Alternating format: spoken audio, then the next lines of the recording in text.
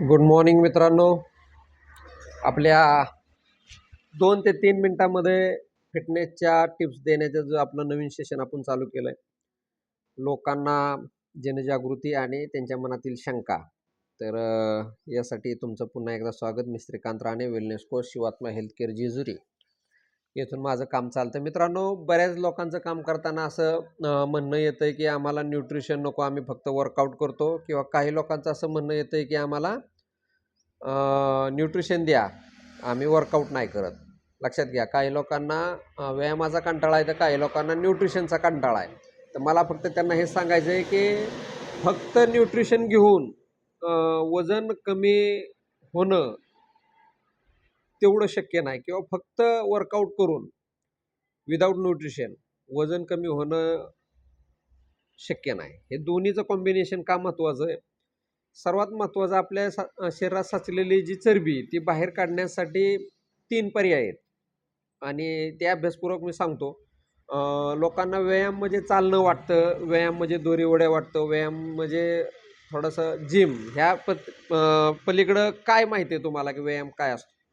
जिमला किती आपण रेग्युलर जातो आपल्याला माहीत आहे.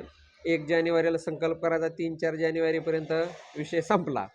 चालत जाणं म्हणजे गप्पा टप्पा, कुटाळक्या, हे ते इकडं तिकडं, काही उपयोग होत नाही. 4-4 किलोमीटर चालतात, खाण्यापिण्याचं नॉलेज नसतं, आणि दोरी उड्या तरी तुम्ही किती मारणार आणि कशा पद्धतीनं तुम्ही त्यामध्ये वजन कमी होणार आहे? तर वजन कमी होण्याच्या 3 पद्धती आहेत. एक तर तुमचं घामाद्वारे चरबी वितळते, जो दम लागतो, जो श्वासोच्छवास तुम्ही घेता, त्यामधून ज्यावेळेस उच्छवास, जो बाहेर सोडलेली हवा असते, त्यामधनं हायड्रोजन आणि कार्बन डायऑक्साईड विसर्जित होतो, त्यातून तुमची चरबी त्या ठिकाणी बाहेर पडत असते. आणि तिसरा टप्पा जो आहे, ज्यावेळेस आपण कार्डिओ वर्कआउट करतो किंवा प्रॉपर वर्कआउट करतो, त्यावेळेस घाम जा गेल्यानंतर आपल्याला तहान लागते, आपण पाणी पितो.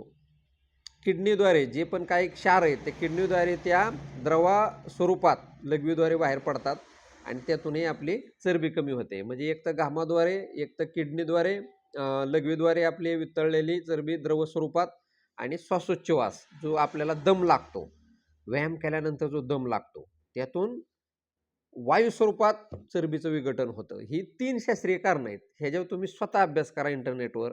ह्याच्या व्यतिरिक्त शरीरातली चरबी अतिरिक्त बाहेर काढण्याचा कुठलाही पर्याय नाही. हा एक विषय झाला. पण ज्यावेळेस आपल्या शरीरामध्ये वजन वाढतं, चरबी वाढते, त्यावेळेस होतं काय, स्नायू कमी होतात आणि तुमचा स्टॅमिना कमी होतो. मग तुम्ही तेवढ्या उत्स्फूर्त पद्धतीनं व्यायाम करू शकत नाही. त्यामुळं तुमच्या स्नायूंना बळकटी देण्यासाठी न्यूट्रिशनची गरज आहे. स्नायूंना काय लागतं? प्रोटीन लागतं, जे तुमच्या वजना एवढं लागतं. जर तुमचा हार्ड जीवन पद्धती असेल, कार्यशैली असेल, तर वजनाच्या 1.8 गुणुले वजन हे तुम्ही केलं पाहिजे. तुमच्या डेली ज्या कॅलरी आहेत, मेंटेनन्स कॅलरी, ह्या मेंटेनन्स कॅलरी हे तुमचं आयडियल वेट गुणुले 32, त्या तुमच्या मेंटेनन्स कॅलरीज आहेत. त्याच्यापेक्षा तुम्ही वजन कमी करण्यासाठी 400 ते 500 कॅलरी कमी घ्यायच्यात. हे सर्व ज्ञान तुम्हाला जर पाहिजे असेल तर तुम्ही शिवात्मा हेल्थकेअरला या. 100% तुम्हाला आपण त्या ठिकाणी प्रॉपर नॉलेज देऊ. वेट लॉस ही काय पद्धती, कशा पद्धतीने वेट लॉस होतो, तो का गरजेचा आहे, व्हिसरल फॅट कसं कमी करायचं, पोटाचा घेर कसा कमी करायचा, यासाठी न्यूट्रिशन खूप महत्त्वाचं आहे, प्रोटीन खूप महत्त्वाचं आहे, आणि वर्कआउटही खूप महत्त्वाचं आहे. त्यामुळे फक्त आम्ही वर्कआउट करतो, आम्हाला न्यूट्रिशन नको, काही नाही. तुमचे मसल्स कमी होतात, 2-3 किलो कमी होतं, त्याच्यावर कमी होत नाही, मसल्स डॅमेज होतात. आणि आम्ही, काही लोक म्हणतात की आम्ही फक्त हे खातो, आम्हाला वर्कआउट नको, काय म्हणतात वर्कआउट करतो, न्यूट्रिशन नको. तर हे दोन्हीही चुकीचं आहे.